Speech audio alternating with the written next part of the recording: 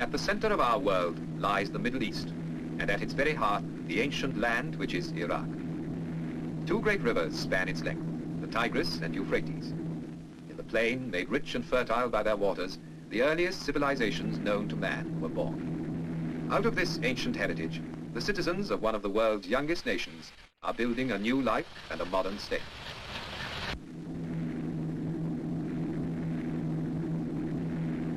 Ageless Iraq is no longer a remote, isolated country. Today, she is a main junction linking the East and West.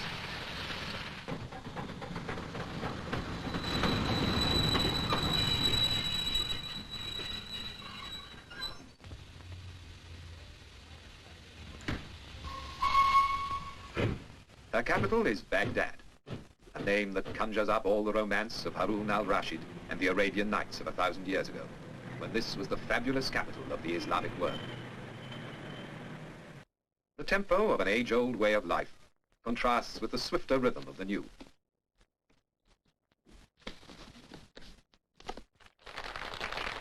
The 20th century has come to Baghdad, with steel and concrete, with shining cars and wide streets.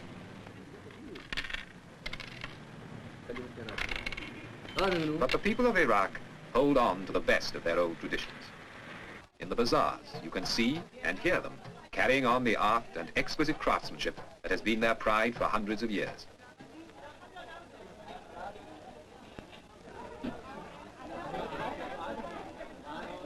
"2,000 years before Christ, the world's first code of justice was laid down in the halls of Babylon. Today, in Baghdad, a modern police force upholds the laws of a sovereign state.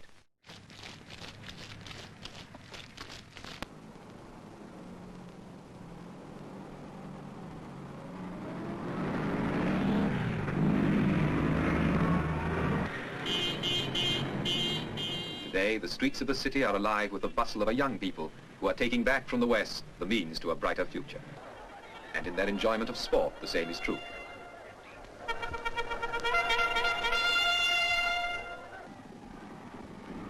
From 3 Arab stallions brought to England over 200 years ago, every thoroughbred has been sired. Today, their descendants run on every racecourse in the West. And now, in the 20th century, the sport of kings has come into its own in Baghdad, and how the people love it.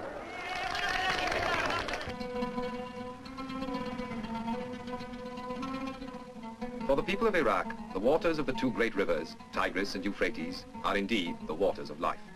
All through history, this land has drawn its food, its whole existence, from these two waterways. Between the twin rivers, so legend says, was the world's first garden, the Garden of Eden. And here there is still the miracle of the water.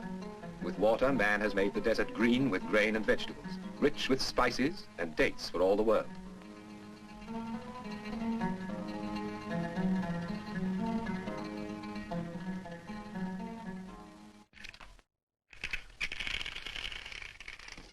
Without the water of the two great rivers, and without the skill that makes them serve the land, much of Iraq would be a desert.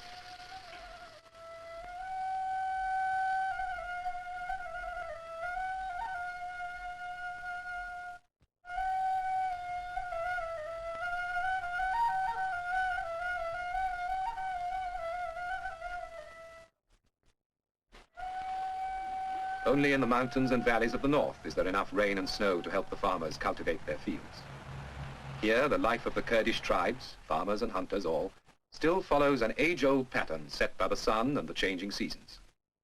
When you visit one of their villages, you begin to remember Jacob and his flocks, and Rebecca at the well.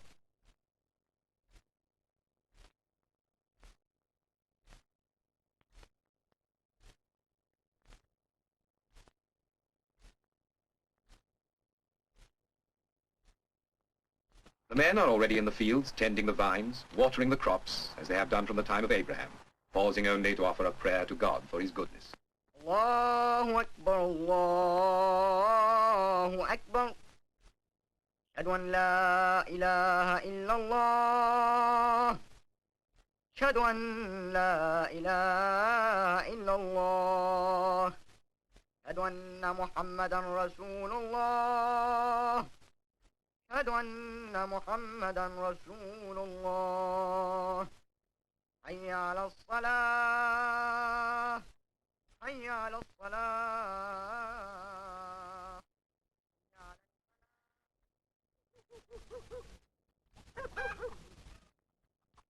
In Iraq, as in every land, the housewife's work is never done. For their husbands, the day's work over, there is time to sip a glass of tea and talk of what the future holds in store for them and their children. But with the coming of spring and the sowing of the seed, all become young again and rejoice.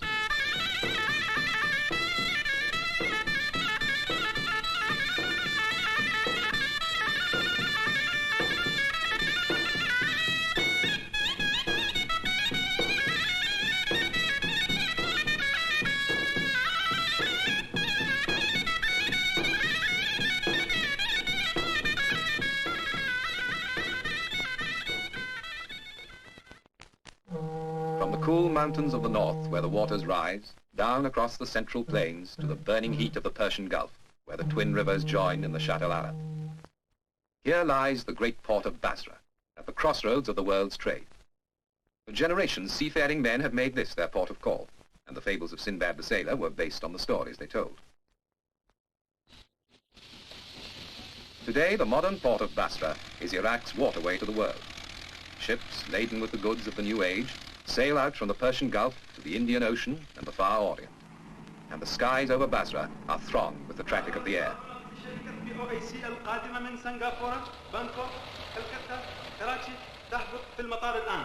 Now I have your attention, please. The ICN and Zimbabwe are flights to Nepal from Singapore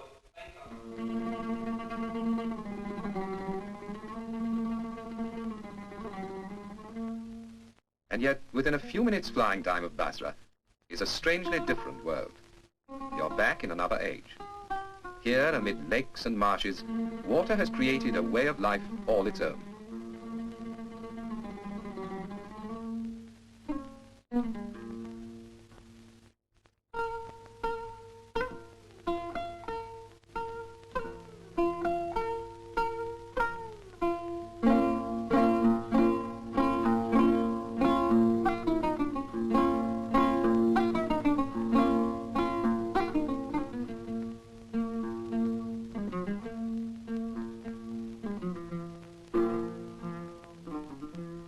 A way of life well suited to these strange surroundings, and at the same time a living reminder of that remote past when men settled by these waters to found the first great cities known to man.